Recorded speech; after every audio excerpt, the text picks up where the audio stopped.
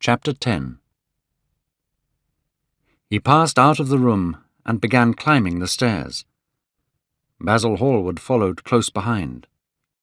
They walked softly, as people always do at night. The lamp made strange shadows on the wall and stairs.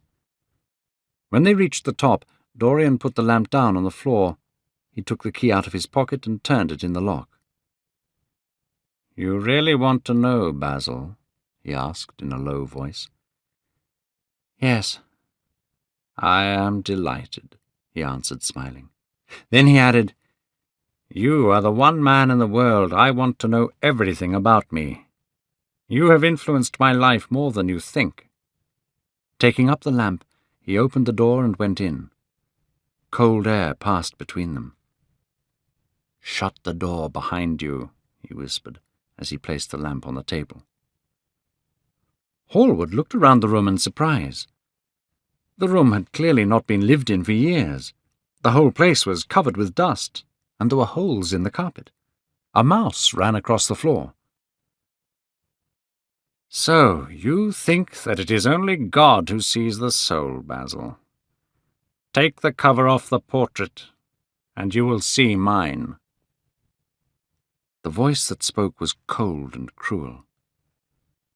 "You are mad, Dorian," said Hallward, frowning. "You won't take the cover off? Then I will do it myself," said the young man, throwing the old purple curtain to the ground. A cry of fear came from the painter's lips when he saw the face in the portrait.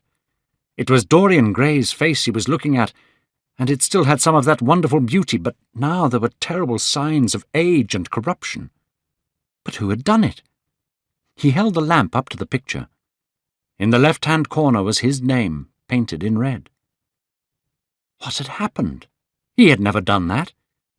Still, it was his own picture. He knew it, and it made his blood turn to ice. His own picture. What did it mean? Why had it changed? He turned and looked at Dorian Gray with the eyes of a sick man. The young man was standing near the wall watching him. He had taken the flower out of his coat and was smelling it. "What does this mean?" cried Hallward at last. His own voice sounded high and strange. "Years ago, when I was a boy," said Dorian Gray, closing his hand on the flower, "you met me and flattered me. You taught me to love my beauty. One day you introduced me to a friend of yours. He explained to me how wonderful it was to be young. You finished a portrait of me that showed me how wonderful it was to be beautiful. In a mad moment I made a wish." "I remember it. Oh, how well I remember it. No, the thing is impossible. There must be something wrong with the paint. I tell you, the thing is impossible." "Is anything really impossible?" said the young man, going over to the window. "You told me you had destroyed it." "I was wrong. It has destroyed me." "I don't believe it is my picture. There was nothing bad in it, nothing shameful. You were perfect to me. This is a face from hell." "It is the face of my soul. Each of us has heaven and hell in him, Basil," cried Dorian wildly. Hallward turned again to the portrait and stared at it. "My God, is this true?" he cried. "Is this what you have done with your life? You must be even worse than people say." Hallward threw himself into the chair by the table and put his face in his hands. The lamp fell to the floor and went out. "Good God, Dorian, what an awful lesson! What an awful lesson!" There was no answer, but he could hear the young man crying at the window. "We must ask God for forgiveness. I worshipped you too much. I am punished for it. You worshipped yourself too much. We are both punished." Dorian Gray turned slowly around and looked at him. There were tears in his eyes. "It is too late, Basil," he said. "But don't you see that hellish thing staring at us?" Dorian Gray looked at the picture. Suddenly he felt that he hated Basil Hallward. He hated the man sitting at the table more than he hated anything in his life. He looked wildly around. Something shone on top of the painted cupboard that faced him. It was a knife he had left there some days before. He moved slowly towards it, passing Hallward as he did so. He took the knife in his hand and turned around. Hallward moved in his chair. He rushed at him and stuck the knife into his neck again and again. He threw the knife down on the table and stood back. He could hear nothing but the sound of blood falling onto the carpet. He opened the door and went out onto the stairs. The house was completely quiet. No one was there. How quickly it had all been done! Feeling strangely calm, he walked over to the window and opened it. The wind had blown the fog away and the sky was clear. He looked down and saw a policeman walking down the street. He was shining a lamp in all the houses. Closing the window, he went back into the room. He did not look at the murdered man. He felt that the secret of the whole thing was not to think about it at all. The friend who had painted the terrible portrait had gone out of his life. That was enough. He picked up the lamp and walked out of the room, locking the door behind him. As he walked down the stairs, he thought that he heard what sounded like cries of pain. He stopped several times and waited.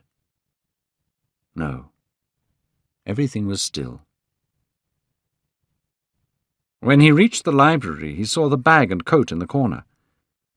They must be hidden away somewhere. He unlocked a secret cupboard and threw them in. He could easily burn them later. Then he pulled out his watch. It was 20 minutes to 2. He sat down and began to think. Basil Hallward had left the house at 11. No one had seen him come in again. The servants were in bed. Paris. Yes, it was to Paris that Basil had gone, and by the midnight train, as he had planned. It would be months before anyone suspected anything. Months! He could destroy everything long before then. Suddenly he had a thought. He put on his coat and hat and went into the front room. From the window he could see the policeman passing the house. He waited and held his breath. After a few moments he went out of the house, shutting the door very gently behind him. Then he began ringing the bell. In about 5 minutes a servant appeared. He was half-dressed and looked very sleepy. "I am sorry I had to wake you up, Francis," he said, stepping in, "but I have forgotten my key. What time is it?" 10 minutes past 2, sir," answered the man, looking at a clock. 10 minutes past 2. How horribly late. You must wake me at 9 tomorrow. I have some work to do." "All right, sir." "Did anyone call this evening?" "Mr. Hallward, sir. He stayed here until 11 and then he went away to catch his train." "Oh, I am sorry I didn't see him. Did he leave any message?" "No, sir. He said he would write to you from Paris." "That is all, Francis.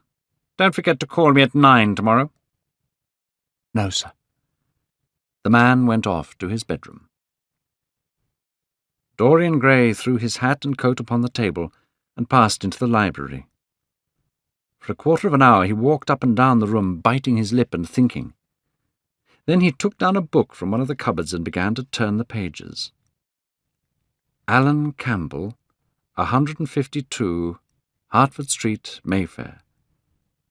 Yes, that was the man he wanted. Chapter 11. At 9 o'clock the next morning, his servant came in with a cup of chocolate and opened the curtains. Dorian was sleeping quite peacefully, lying with one hand under his cheek. As he opened his eyes, a smile passed across his lips.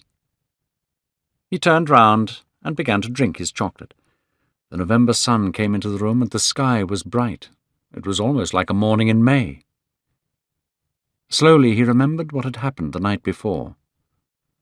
The dead man was still sitting there, and in the sunlight now. How horrible that was. Such terrible things were for the darkness, not the day. After he had drunk his cup of chocolate, he went over to the table and wrote 2 letters. One he put in his pocket, and the other he handed to his servant. "Take this round to 152 Hertford Street, Francis. If Mr. Campbell is out of town, get his address." When the servant had gone, he lit a cigarette and began drawing on a piece of paper. First he drew flowers, then houses, then human faces. Suddenly he realized that every face he drew looked like Basil Hallward. He frowned and went over to lie on the sofa. An hour went past very slowly. Every second he kept looking up at the clock. As the minutes went by, he became horribly worried. He got up and walked around the room. His hands were strangely cold. At last the door opened and his servant entered. "Mr. Campbell, sir," said the man. The colour came back to his cheeks. "Ask him to come in at once, Francis." He felt himself again. His fear had gone away. In a few moments Alan Campbell walked in. He looked very angry and rather worried. "Alan, this is kind of you. I thank you for coming." "I hoped never to enter your house again, Gray, but you said it was a question of life and death." His voice was hard and cold, and he kept his hands in the pockets of his coat. "Yes, it is a question of life and death, Alan, and to more than one person. Sit down." Campbell took a chair by the table, and Dorian sat opposite him. The 2 men's eyes met.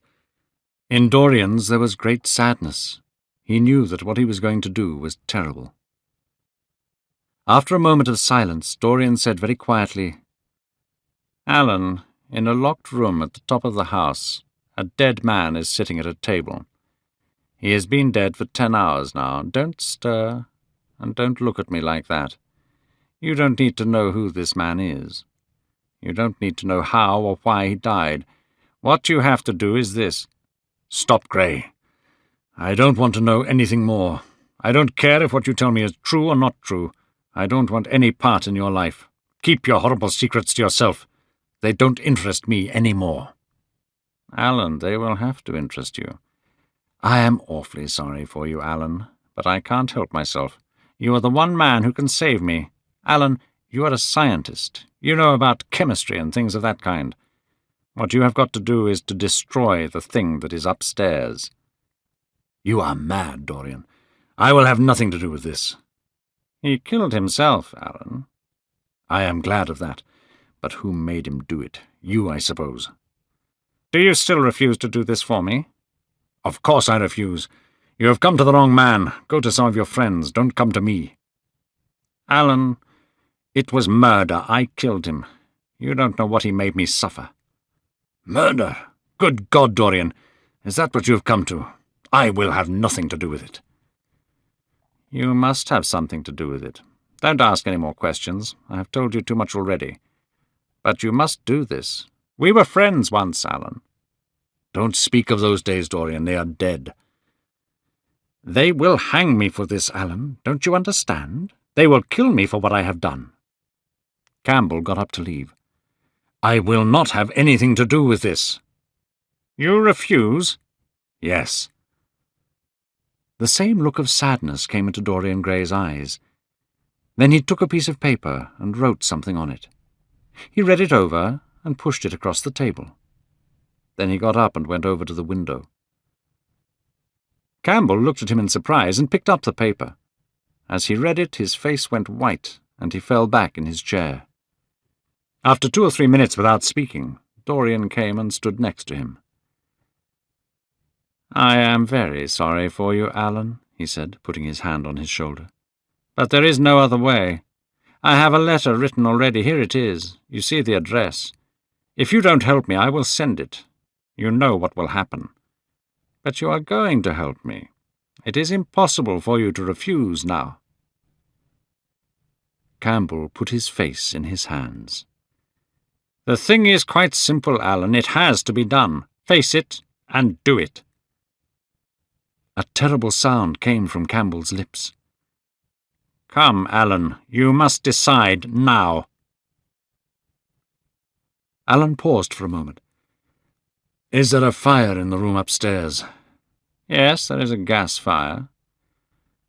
"I must go home and get some things." "No, Alan, you must not leave the house. Write out what you want, and my servant will get the things for you."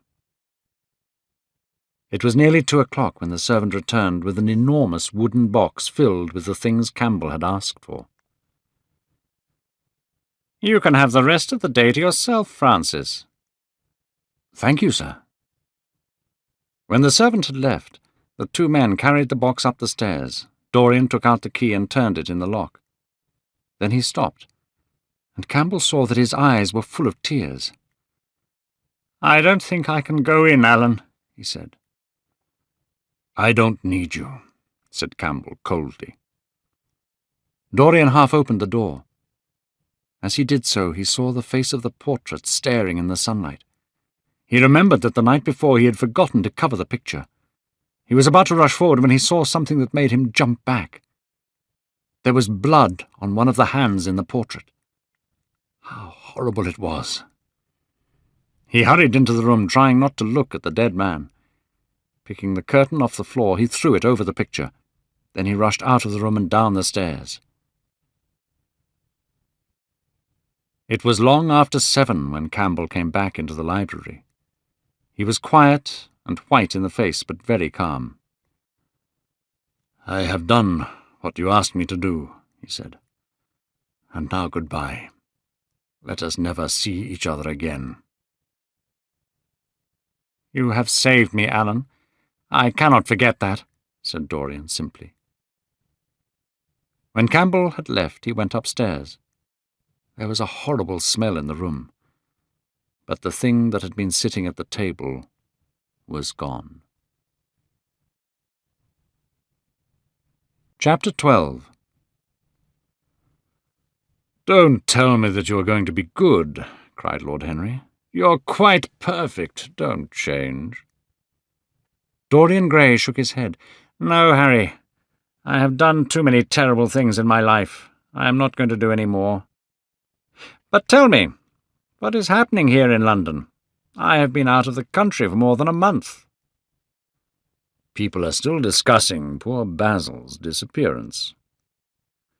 "Are they not bored with that yet?" said Dorian, pouring out some wine and frowning. "My dear boy, they have only been talking about it for 6 weeks. The British only need one subject of conversation every 3 months. They have been very lucky recently, though. First there was the scandal of my wife leaving me, and then Alan Campbell killed himself. Now there is the mysterious disappearance of an artist.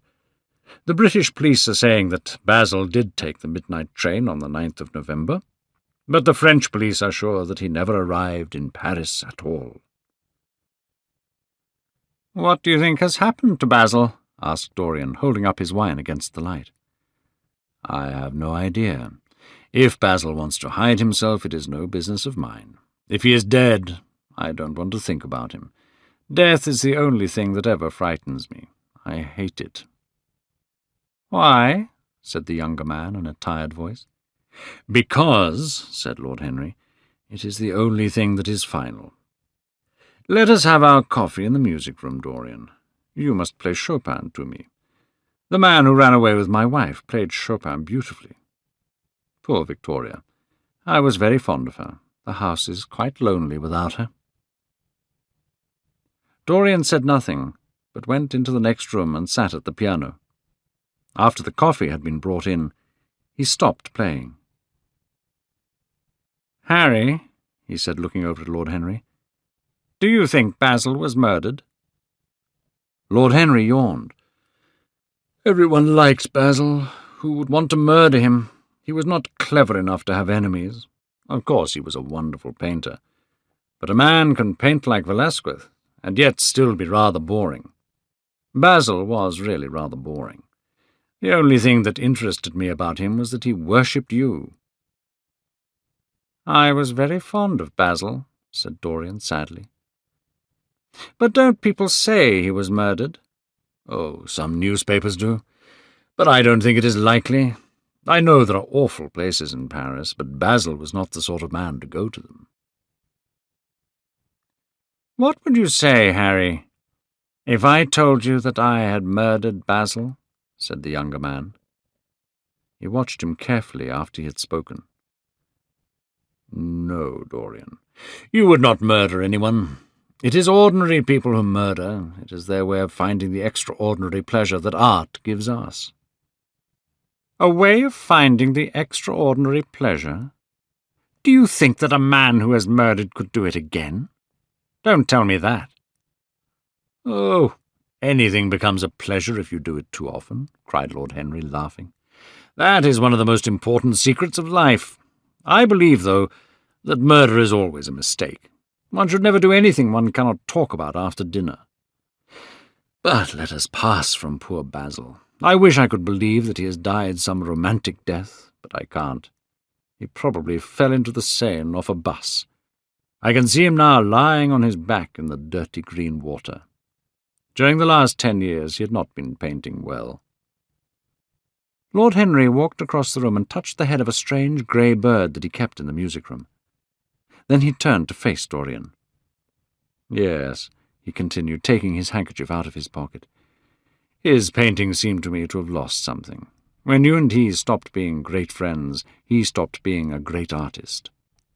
What was it that separated you? I suppose he bored you. If so, he never forgave you. By the way, what happened to that wonderful portrait he did of you? I don't think I've ever seen it since he finished it. I told you years ago that it was stolen. Oh, I remember. You never got it back? What a shame. It really was wonderful. I remember I wanted to buy it. I wish I had it now. I never really liked it, said Dorian. I am sorry I sat for it. The memory of the thing is hateful to me. How sad you look. Don't be so serious. Play me some music, Dorian. And as you play, tell me in a low voice why you still look so young. I am only 10 years older than you are, and I have grey hair and yellow skin. You are really wonderful, Dorian. Harry, please. You have never looked more charming than you do tonight. You remind me of the day I first saw you. You were very shy and absolutely extraordinary. You have changed, of course, but not in appearance. You are still the same. I am not the same, Harry. Yes, you are the same. I wish I could change places with you, Dorian. The world has cried out against us both, but it has always worshipped you. It always will worship you. Life has been your art. Dorian got up from the piano and passed his hand through his hair. Yes, life has been beautiful, he said quietly. But I am not going to have the same life, Harry, and you must not say these things to me. You don't know everything about me. I think that if you did, even you would turn away from me. You laugh. Don't laugh. Why have you stopped playing, Dorian? Let us go to the club. It has been a charming evening, and we must end it charmingly. There is someone I want to introduce to you, young Lord Poole. He has already copied your ties, and he very much wants to meet you. He is quite charming, and he reminds me of you. I hope not, said Dorian, with a sad look in his eyes. But I am tired tonight, Harry. I won't go to the club. It is nearly 11, and I want to go to bed early. Please stay. You have never played so well as tonight. It is because I am going to be good, he answered, smiling. I am a little changed already. You can't change to me, Dorian, said Lord Henry. You and I will always be friends. Come round tomorrow. We shall go to lunch. Do you really want me to come, Harry? Certainly. The park is quite lovely now. I don't think there have been such flowers since the year I met you. Very well. I shall be here at 11, said Dorian. Good night, Harry. Chapter 13. It was a lovely night. He walked home with his coat on his arm, smoking his cigarette. 2 young men in evening dress passed him. He heard one of them whisper to the other, "That is Dorian Gray." He remembered how pleased he used to be when he was stared at or talked about. He was tired of hearing his own name now. When he reached home, he found his servant waiting up for him. He sent him to bed and threw himself down on the sofa in the library. He began to think about some of the things that Lord Henry had said to him. Was it really true that one could never change? There had been a time when he had been good and innocent. He had corrupted himself and become a terrible influence on others. He had even got pleasure from this corruption. Yet his soul had once been the purest of all. Was all that gone? Was there no hope for him? In one terrible moment of passion he had asked to stay young for all time. All his failure had been because of that. He had not been punished, but perhaps punishment was what he had needed. Punishment cleaned the soul. The mirror that Lord Henry had given to him so many years ago now was standing on the table. He picked it up, remembering that horrible night when he had first noticed the change in the picture. Once, someone who had loved him passionately had written him a mad letter. It had ended with these words: "The world is changed because you are made of gold."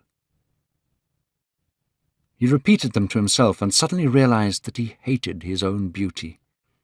Throwing the mirror on the floor, he broke the glass into little pieces with his foot. It was his beauty that had spoiled him. It was better not to think of the past. Nothing could change that. He had to think of his future. Alan Campbell had shot himself one night, and his terrible secret had died with him. The interest in Basil Hallward's disappearance would soon pass away. He was perfectly safe there. What worried him was the death of his own soul. Basil had painted the portrait that had destroyed his life. He could not forgive him that. It was the portrait that had done everything. The murder had just been the madness of the moment.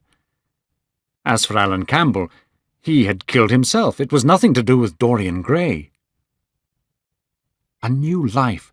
That was what he wanted. That was what he was waiting for. Perhaps it had begun already. He would never again spoil innocence. He would be good. He began to wonder if the portrait in the locked room had changed. Was it still as horrible as it had been? Perhaps if his life became pure, the face in the portrait would become beautiful again. He would go and look. He took the lamp from the table and went upstairs. As he opened the door, a smile of happiness passed across his young face. Yes, he would be good, and the ugly thing he had locked away would not frighten him any more. He felt happier already. He went in quietly, locking the door behind him.